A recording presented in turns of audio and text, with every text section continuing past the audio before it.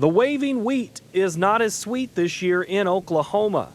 Too little rain and late frigid temperatures stunted what the USDA says is likely the Sooner State's smallest crop in more than 50 years. The drought and the freezes that we've had has just pretty well devastated everything. I don't think I've ever had wheat this thin before, but it's just a pretty dismal situation. Don Schieber farms more than 900 acres near the north central Oklahoma town of Ponca City and chairs the Oklahoma Wheat Commission.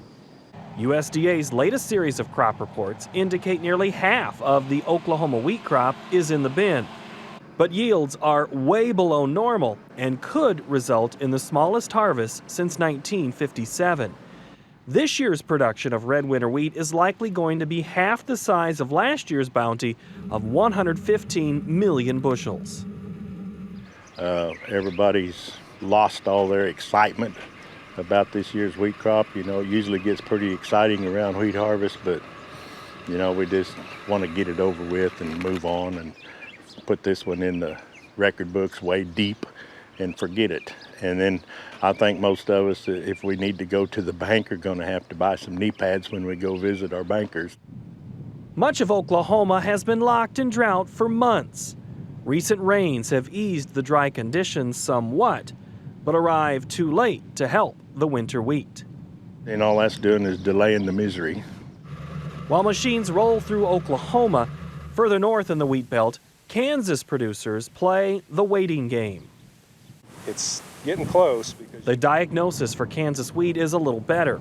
According to USDA, the nation's biggest producer of wheat has 37% of its crop in fair to excellent condition, compared to Oklahoma's 24%. It's going to be a pretty short year wheat-wise in the state of Kansas. We had some issues with winter kill. There's a lot of fields that have thin spots and a lot of places that are still green that the wheat tried to come up late, and it's not going to be very good. We're not going to have a great harvest, but at least it kind of looks like wheat now. Central Kansas wheat producer Ken Wood now says recent rains have left a mark on local fields in the sunflower state. In the last 2 weeks, we've had about 8 inches here, which is, you know, probably a fourth or so of our annual rainfall. And when you get that fast, yeah, you hate to complain about rain, but yet it's not doing us much good for the wheat, especially now. We need to have it dry out so we can get in and get some harvesting done. Wood, who serves on the board of the Kansas Association of Wheat Growers, says the entire state will be off normal production marks, but in one particular corner, the situation is reminiscent of the 1930s.